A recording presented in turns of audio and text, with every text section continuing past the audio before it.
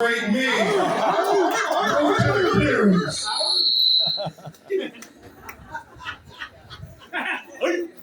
In all seriousness, Madam President, those were very kind words. But it is truly a team effort. I have my uh, great team of lawyers. Daryl Parks and I practiced for almost 25 years. If anybody went to family or came to homecoming, they knew about our family homecoming parties. And and I'm grateful that he didn't think it to be robbery to fly over to Ghana when he found out I was coming. So thank you, Daryl. To Attorney O'Neill, Attorney Jackson, Attorney Clue C. Black, and everybody else. I want to say, when people acknowledge me, what they're really doing is acknowledging the collective. I could never be what I am without you all being what you are. So thank you.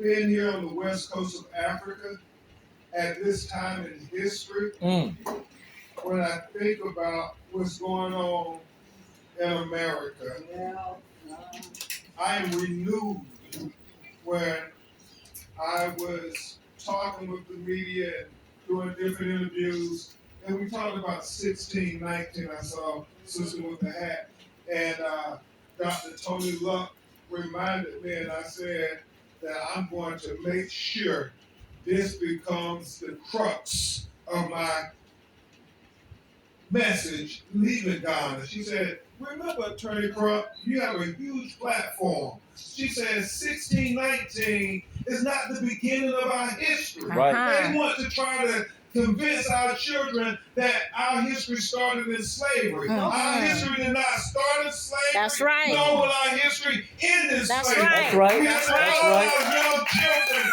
know that now, forth, and forever, that they only got 400 years, but we have over 10,000 years of documented history. Yes, sir. Of our African history, our African culture. Yes, sir. And so we have to continue when the attack on Black history and Black literature and Black culture and the attack on diversity, equity, and inclusion. Now more than ever, we have to let our people know that Black people have been through way too many thunderstorms to be bothered by these few raindrops. Yes, sir. Yes, sir. Yeah. And right here in Ghana, the center of the universe, the west coast of Africa, we have to lean into our ancestors and their lessons to let our people not have a defeatist mentality. Because we have to understand that our ancestor Marcus Garvey was right. Yes, it was. 100 years ago, when he said we all have to take the trip back to Africa. And if we can't make it physically, sisters and brothers have to take that trip psychologically. Yes, sir. To know that we're all part of the diaspora, no matter what continent you were dropped off on by the slave ship. Yes, sir. That we're all connected together. Yes, sir. And that now, our young people all across the world, whether they're in America, whether they're in Brazil, whether they're in France, no matter where they may be, it is not challenging to take a trip back to Africa psychologically and intellectually, especially with the advent of technology that we have. Whether it's Ghana, whether it's Nigeria, Ethiopia, Sierra Leone, Senegal, I mean, the list goes on and on. They can go on the internet and they can learn about our rich history. and culture, the kings and queens of Africa. Now more than ever, when they're attacking our black history, we got to make sure that our children get that black history. And if they don't get the black history, I ain't blaming the white man. I'm blaming us. Yes, sir. Shame on us. That's Because right. our black children That's don't right. know our black history. That's right. Make it plain. And let's now the W.B. Du Bois Center. And he's an alpha. I hold him in the highest of esteem, not just for who he was, but for what he represented. The fact that the talented 10th, the legacy of the talented 10th, Madam President, and you all have to determine whether you are part of that talented 10th that he prophesied about. That 10% who are going to be blessed with the education, going to be blessed with the resources, going to be blessed with the titles and so forth. And that it was going to be our obligation, if the other 90% of black people were to be saved, that it was going to be on us. And so we cannot forget our mission and obligation if we're to say we are the talented 10th. And I think right now, we have an obligation. When I think of Sonia Massey, who we put on the wall at the Diaspora African Forum, it's a Kofa wall, and we put Papa Renty and Delia. Hopefully you all will know that history about the Harvard professor Louis Agassiz, who trying to prove his racist theories why Abraham Lincoln was talking about Emancipation Proclamation. Harvard scientist Louis Agassiz, backed by Harvard, by the way, and all the educational elites were saying that no, we can prove that black people are inferior to us. We can prove it. And he wrote all these theories with the backing of Harvard. And to be able to get visual evidence, ocular proof of his racist theories, he went around America looking for a pure African. Because you all know 1809, 1809, they outlawed the transatlantic slave trade. So then they just started raping our women even more in a more prolific manner, trying to create black slaves. And so he said, I can't prove my theory if you are biracial. I need a pure African. So he went down to Charleston, South Carolina, where most of us came in to this country. And he went looking around and they said, oh, we got a pure African. They call him Congo Renty. That became named Papa Renty as he got older. And he, with photographers in 1851, set out to make Papa Renty strip down naked, and photography isn't like it was today. You know, to get the photosynthesis, it took about 45 minutes to an hour. So they stripped him down naked and they measured his lips, his male genitalia, his buttocks, and all manner of things, his biceps and triceps, because they wanted to say that we were more agrarian, that we were prone to be in the cotton fields and the sugar plantations. And then even worse, they took his daughter, Delia, who was believed to be about 19 years old. And they stripped this young black girl naked in front of all these strange white men. And they measured her lips, her breasts, her female genitalia, her buttocks, and they documented all of this. And there's a famous image in one of the daguerreotypes. Those are what they call photographs back at those times, and she has a single tear coming out the corner of her left eye. And there was a famous award-winning book written called Delia's Tear. And they said that tear represented all of the sexual assault, rape, and misogyny that women of color had to endure since being brought to North America. Yeah. And so, you know, we talk about Malcolm X and we're working on that. That's 60 years late that we brought that lawsuit, and they're saying, Crump, you crazy if you think you can get justice 60 years later. Well, this was a case we brought 150 years later by his great-great-great-granddaughter, Tamara Lanier, who promised her mother on her deathbed that she would make sure people knew that that man in that picture that on all the movies and that Harvard keeps at their Peabody Museum, that was their great-great-great-grandfather, and he wasn't illiterate, he wasn't invisible, and he wasn't irrelevant. And she kept that promise when she came to Attorney O'Neill and I at the NAACP meeting in 2019. Everybody said, I got a case just as big as Trayvon. I have a dime every time I heard that. And we tried to tell her, okay, you know, we shoo away. She was persistent. And she convinced me that it was a case worth fighting.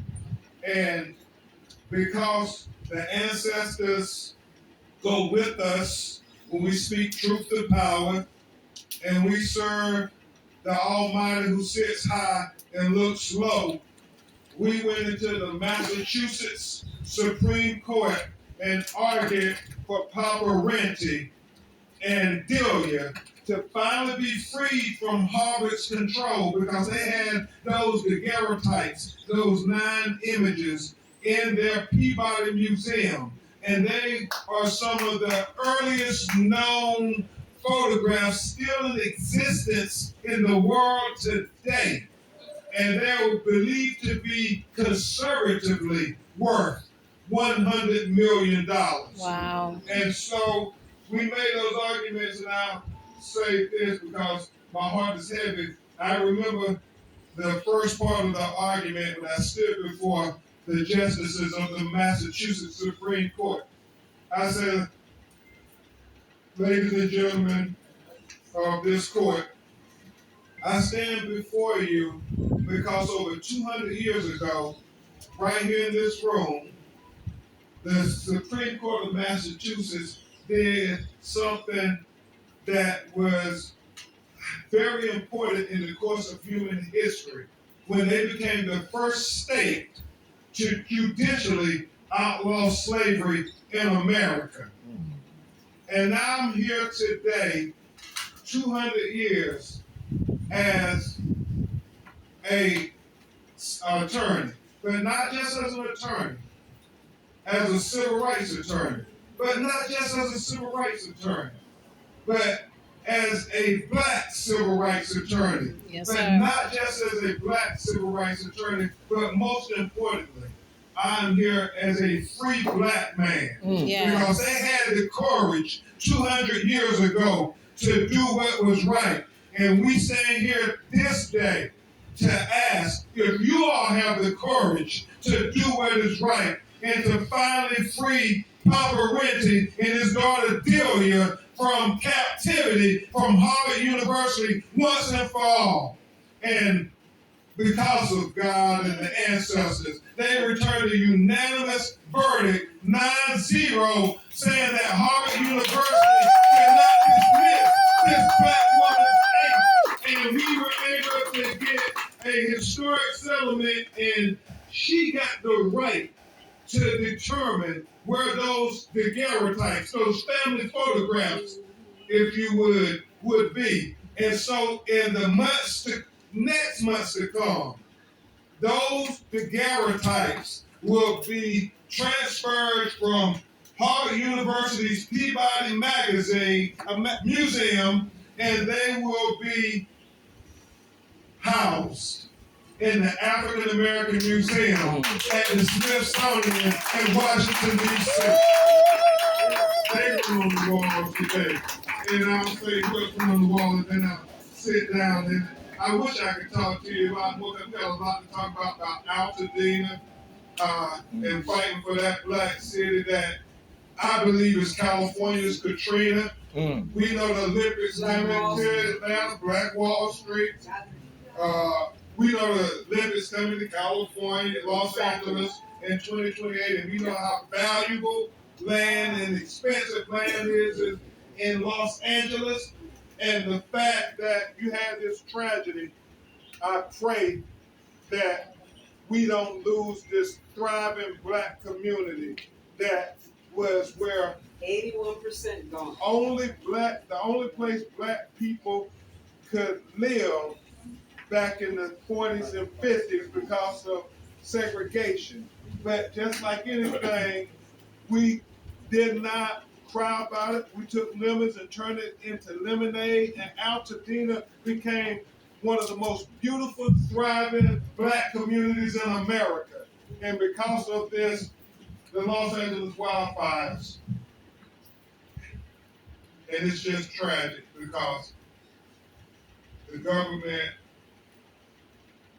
right now, the regime that's in control, they said FEMA won't be going through to make sure the toxins and the carcinogens are out of the land. So it was already they were going to be misplaced and homeless for about 6 months to a year. But now that FEMA has abdicated their responsibilities, it's likely that it's going to be 2 years before people can even get back to their homes if it wasn't burnt down. And the ones who were burnt down, they're fighting these insurance claims. And the reality is that how difficult is it to pay mortgage on a house that you can't even live in? And so you have the disaster capitalists coming in, offering our people pennies on the dollar to try to get this valuable land. And we're just praying that they hold on because Altadena will rise again. It will be a beautiful black tribal community that it was. And so we just have to keep up the fight. We put Airman Roger Fortson, a young man who was shot and killed by police in Fort Walton Beach, Florida. He was the best of us. He was serving the country, doing everything right.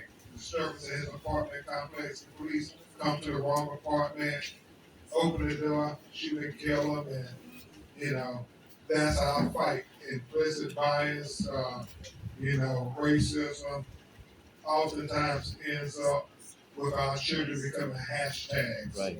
I mentioned Sonya Mass. I won't go into too many details. You all know the case. I saw the video when she said, "I rebuke you in the name of Jesus." In Springfield, Illinois, Attorney Jackson and I were on that case.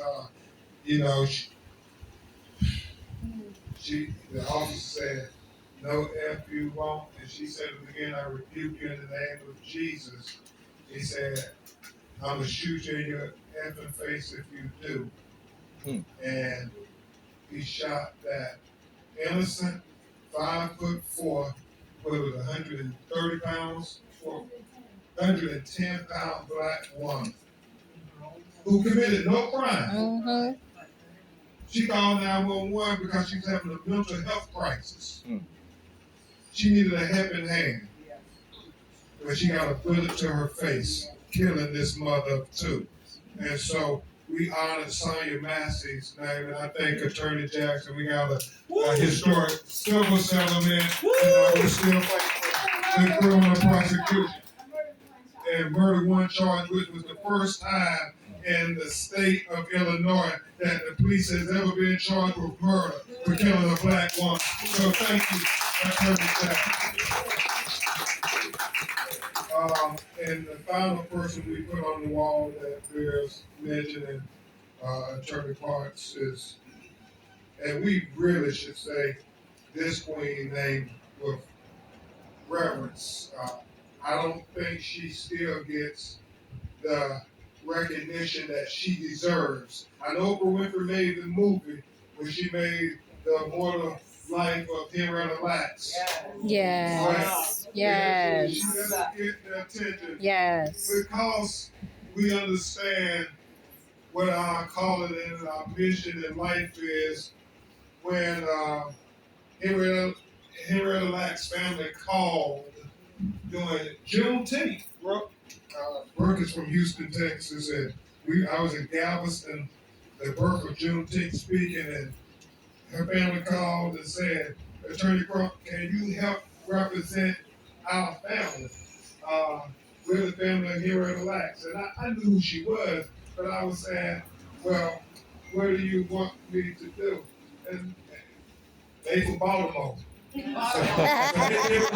Baltimore. They said, all these white people getting all this money, and we've never gotten anything for our mother's sales. And so, let me be academic and explain it to you, and I'm going to try in 10 minutes to make it take. You got time. You got time. You stay. Hey, Brooke, can he stay? Thank you, Attorney Cruz.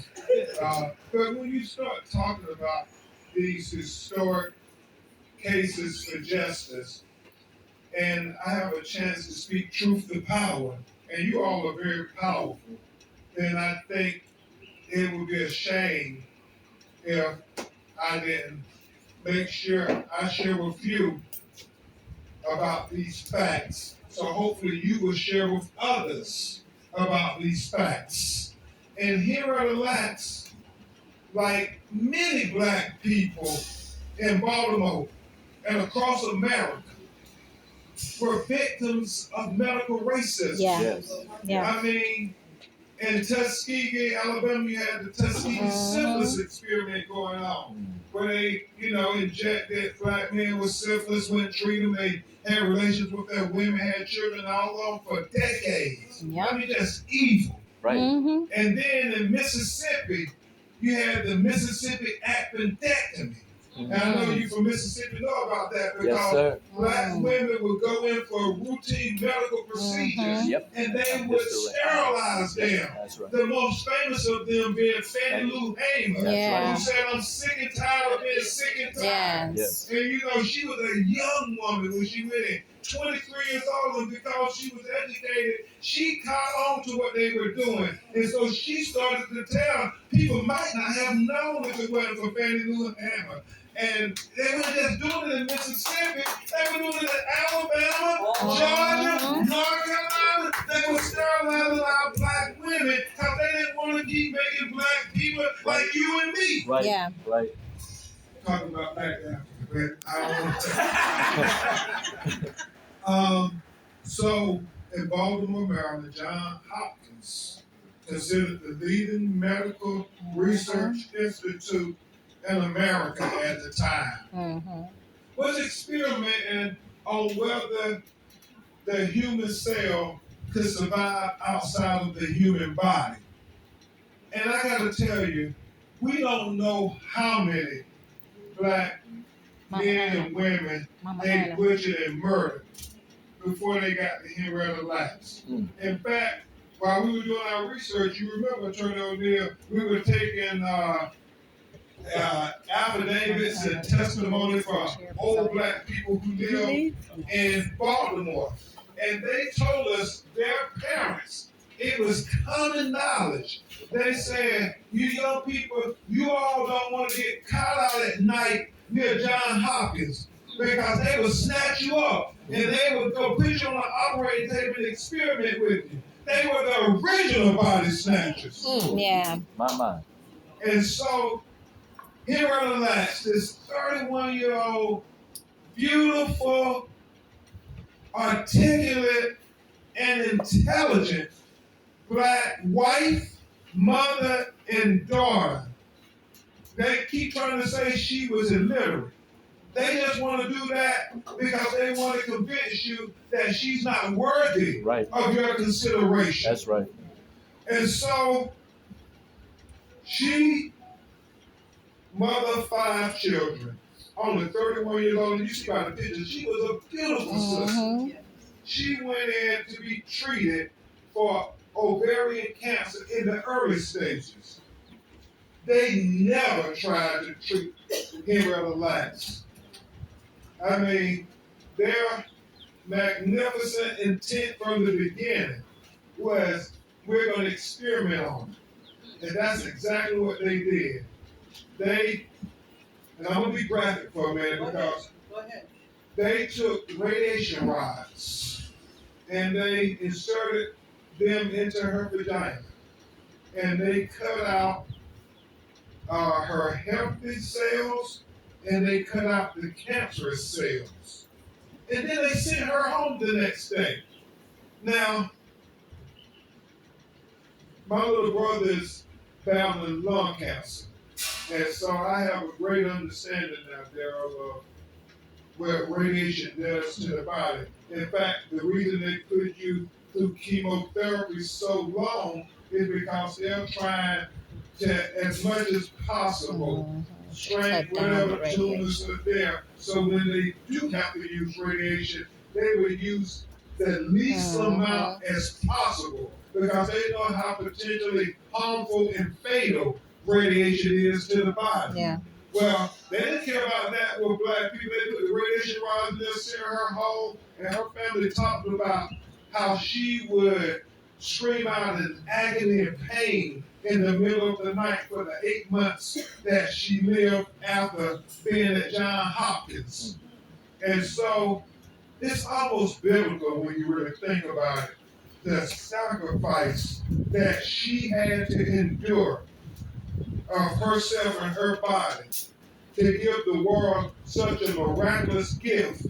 And I'm not surprised at all, Madam President, that it was a black woman. This black woman named Henrietta, because we know how strong black women are, that she was the first human being in the course of human history whose cells were able to survive outside of her human body. Not only did they survive, but they regenerated every 24 hours. And they regenerated till this day. She is the only human being. Now they found others who did it and it would last for 2 or 3 years and then they would stop regenerating. Henrietta Lacks cells have been regenerating for over 65 years. And they still are using her cells. And pharmaceutical companies have made billions upon billions upon billions of dollars. And her black family live in abject poverty in Baltimore, Maryland, never receiving 1 red cent until. Yes, sir. Yes, sir. We went in court in the Southern District of Maryland, and we argued that Henrietta Lacks' family should be entitled to compensation based on the legal theory of unjust enrichment. Yes. Which isn't anything novel or new. It's a well-established legal principle. And it seems to apply to everybody else. Except black people. Of course. That is a legal principle that simply says the wrongdoer should not be able to continue to benefit from the wrongdoing, from the crime. Yeah. And nobody can say it wasn't a crime committed against that black woman when they, without her knowledge or consent, experimented on her, causing her tremendous pain and suffering, and we believe led to her early death. So we were arguing the case, and Attorney Jackson, like Thurgood Marshall, we always got to keep making the records. And that's what I did. We argued because we know young lawyers will read these transcripts and they hopefully will be inspired to grab the torch and run to the front line and fight against these injustices of our people. And so when we were in court, the opposing counsel, and it truly was like a scene from a John Grisham novel. You had on one side of the courtroom all of these pharmaceutical companies and their high-powered law firms on one side. And then on the other side, you had all these poor black people who was Israelite descendants on one side of the courtroom. And I mean, Daryl with the family, Fred Humphreys was one of our mentors. We talked about how white people just felt entitled. I mean, and lawyers for the pharmaceutical company, they seem to have disdain for me even having the audacity to bring the case from my co-counsel. Yeah. And so the lawyer stood up, and I mean, it's on the record. He said, Your Honor, I think Attorney Crump and the lawyers must be crazy thinking they can bring a case, I said 60 to 70 years. 70 years late, 70 years too late. And so we objected because, you can't call us crazy. And so the judge said, our sustained objection, everybody here, officers of the court, and we're not going to use discouraging comments about any officer of this court. But she said, Attorney Crump, how do you plan to get around the statute of limitations? And so statute of limitations is normally in every state 2 to 3 years, 4 years at the most. If you don't bring the lawsuit by then, you're forever barred. And so she said, Attorney Crump, do you have a response? I said, Your Honor, I do. As we have articulated most of this hearing this morning, Henrietta Lacks is unprecedented. Everything about her is unprecedented. It's unprecedented about her sales and their ability to survive and matriculate. I said, so Your Honor, understand this. We understand their argument perfectly about the statute of limitations. And so we will stipulate that from 1951, when they did it, all the way to 2018, we're not entitled to a percentage of the profits at all from these pharmaceutical companies. However, Your Honor, as we told you, that her cells not only survive, but they regenerate every 24 hours. So this was in 1921, we were making these arguments. And so I said, Judge, we expect from 2018 to now, every time these cells regenerated in the 24 hours, we expect a percentage of profits from all of those because we will be in the statute of limitations. And we'll be in the statute of limitations tomorrow. Nice. And the last part of the argument I must say is this here. So the next part of that argument was, Judge, because she seemed to like, okay, I get you wrong. So they said, Judge, how are we to deal with this? What happens when 30 years from now, 40 years from now, her next descendants, her grandchildren come in the courtroom and they sue us again talking about they should get a percentage of the profits from the hard work of these corporations. And so the judge seemed to be by it, so she looked again at outside and she said, do you all have a response? And I got got something some for white you. co-counsels who were better at science than me, but they said, well, Attorney Crump, we think you should handle this argument too. They picked the right one. So I said, y'all, I do have a response. I said, and this way you really break the record. And Daryl, I know we used to get a lot of trouble when we were younger, but I don't think I've learned as I got older because I keep saying stuff that make white people's jaws drop. All right. Keep it on. And so Keep it up. he asked, what is happening in 30 years when our great grandchildren or what have you come, our grandchildren come. And my response was, Judge, if I understand the question correctly from my most able opposing counsel, what he is asking is, and I told the judge, I said, Judge, my grandmother told me if I ever got a chance to speak truth to power, you do it, baby. You do it. I said, this is an open court. And I told the judge, Judge Portland, federal judge, I said, you're uniquely qualified more than anybody else on the face of the earth to have the power to correct this wrong. So I'm going to speak truth.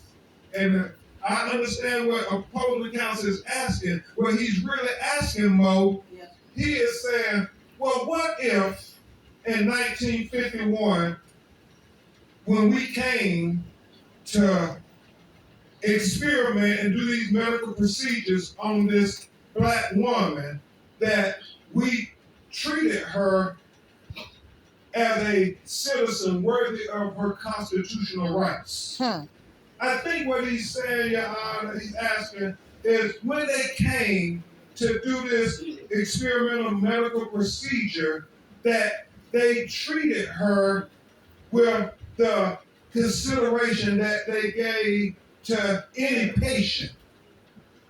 I think, Your Honor, what he's asking when they came to experiment with this medical procedure on this black woman, what if they would have asked for her permission and consent and treated her like a white woman? I said, because then, Your Honor, we wouldn't be in this courtroom today. Because they knew that they would have had to go to her family and acknowledge that we have, from this experiment, developed a miraculous medical discovery that is going to change modern medicine forever. And they then would have had to negotiate with them to say what percentage for your intellectual properties, what percentage of your genetic makeup will the family be entitled to for Henrietta Lacks. Just like they have to do with Henry Ford's children and his children and their children into perpetuity. And just like they have to do with Mary Kate Ash and the cosmetic mogul and her children and their children and their great children into perpetuity. And like they will have to do with Bill Gates and his children and their children and their children into perpetuity. I said, Your Honor, why is it only black people have to come in the courtroom and beg for what is rightly due to them?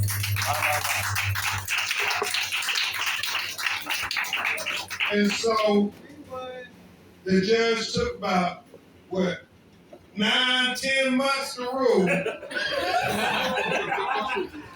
But she ruled in our favor.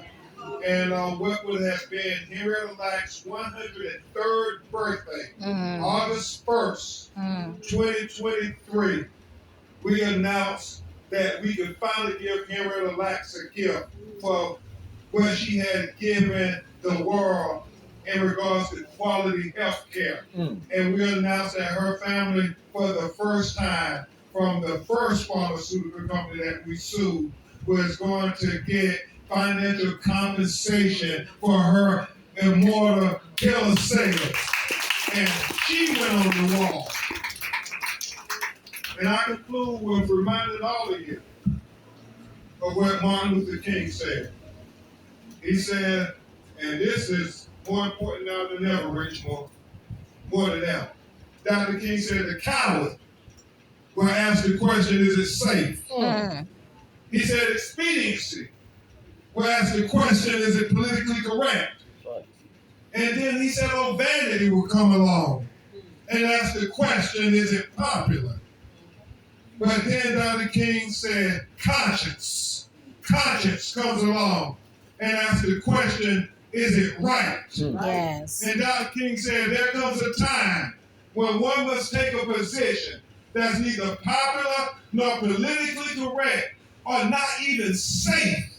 But Dr. King said there comes a time when one must take a position because their conscience tells them it is the right thing to do. Yes, I submit to you, Triple AG here in Ghana, Africa, that it is the right thing to do for us to stand up for our black children's future. Yes, sir. It is the right thing for us to speak up for our black children's future. And it is the right thing for us to fight for our black children's future. Because if we don't fight for our black children's future, we can't take no one else to fight for our black children's future. Yes. So I thank you, Yes, sir.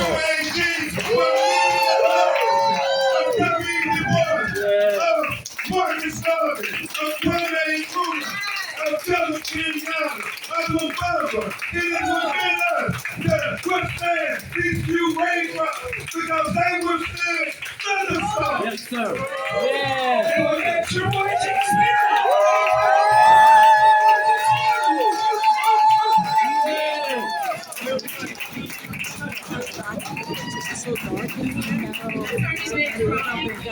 We can't just let you come all the way to Accra, Ghana. Randy Cox case. You said it right? Okay. That's I sent an email. Okay, thank you. So really quick, before we're gonna present you